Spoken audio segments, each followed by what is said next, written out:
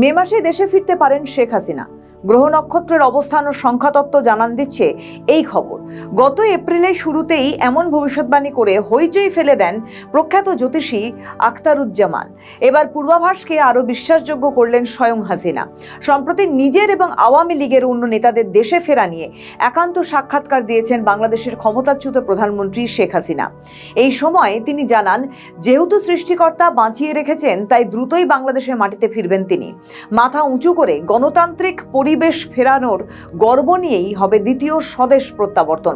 এবং আওয়ামী লীগ ইনশাল্লাহ সেই সুযোগ পাবে এবং সেদিন খুব বেশি দূরে না, এটা আমি বিশ্বাস করতে পারি।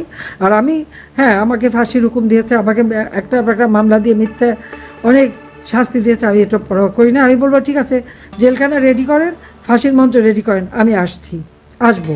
তবে ইউনূসের রাজত্ব সবাই দেখেছেন, তারেকের রাজত্ব কিছুদিন দেখেন কত আহ্লাদ করে যারা নিয়ে এসেছেন তারা একটু দেখেন যে কেমন চালায়। আমি সময় মতো ইনশাল্লাহ চলে আসব এবং যে অবস্থায় আমার হোক আমি দেশের মানুষের কাছে আছি, মানুষের কাছে থাকবো। যত দূরেই থাকি আমার মন, আমার হৃদয় সবসময় ওই বাংলাদেশেই পড়ে আছে। প্রশ্ন ওঠে, আওয়ামী লীগের ওপর নিষেধাজ্ঞার মধ্যেই দেশে ফেরার সম্ভাবনা কতটা বাস্তবসম্মত। এই প্রেক্ষিতে হাসিনার বক্তব্য, বঙ্গবন্ধুকে সপরিবারে হত্যা করার পরেও তৎকালীন শাসক গোষ্ঠী আওয়ামী লীগকে ধ্বংস করার চেষ্টা করে, কিন্তু উল্টে আওয়ামী লীগ শক্তিশালী হয়েই ফিরে এসেছে। তার দাবি, আওয়ামী লীগ মানুষের আবেগে রয়েছে, ফলে ফিরে আসা অনিবার্য, শুধু কিছু সময়ের অপেক্ষা। সূত্রে খবর, ফেরার প্রস্তুতি নীরবে চলছে বলেও জানান তিনি। আওয়ামী লীগ সভানেত্রীর দাবি, অন্তর্বর্তী সরকার ও তাদের সাজানো নির্বাচন অবৈধ। এমনকি বিএনপি সরকারের অপশাসনের বিরুদ্ধেও নেতাকর্মীরা সরব রয়েছেন। প্রাণ বাঁচাতে যারা দেশ ছেড়েছেন, বিভিন্ন মানবাধিকার সংগঠনে বাংলাদেশের প্রকৃত পরিস্থিতি তুলে ধরছেন তারা।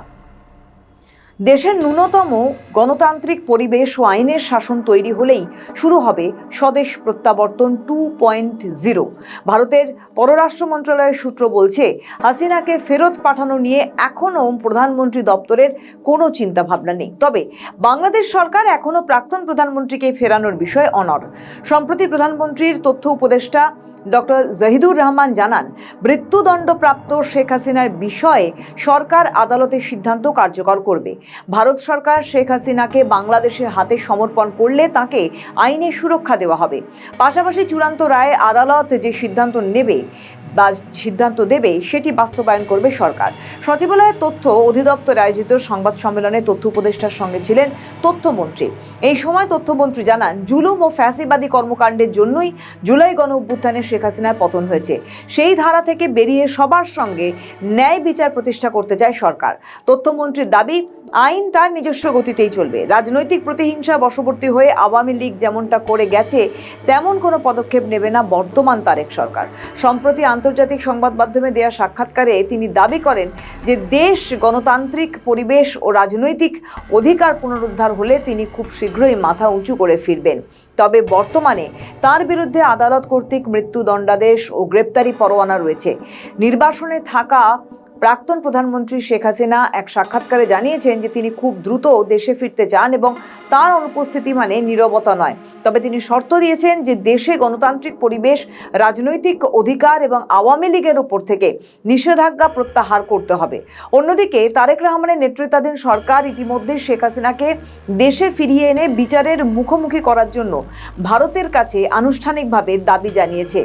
ভারতের পররাষ্ট্রমন্ত্রী এস জয়শঙ্করের সাথে বাংলাদেশের পররাষ্ট্রমন্ত্রী খলিলুর রহমানের বৈঠকে হাসিনা ও তার সরকারের প্রাক্তন মন্ত্রীদের প্রত্যর্পণের আনুষ্ঠানিক দাবি তোলা হলেও ভারত তাৎক্ষণিকভাবে কিন্তু প্রত্যর্পণে কোনো ইতিবাচক ইঙ্গিত দেয়নি, বরং কৌশলগতভাবে সীমান্ত নিরাপত্তা ও তিস্তা ইস্যু সহ অন্যান্য দ্বিপাক্ষিক বিষয় স্বাভাবিক করার উপরই জোর দেওয়া হয়েছে। তবে হাসিনার দেশে প্রত্যাবর্তনে অডিও বার্তায় স্বভাবতই আশার আলো দেখা দিয়েছে আওয়ামী লীগের নেতাকর্মী থেকে শুরু করে গোটা বাংলাদেশবাসীর মধ্যে।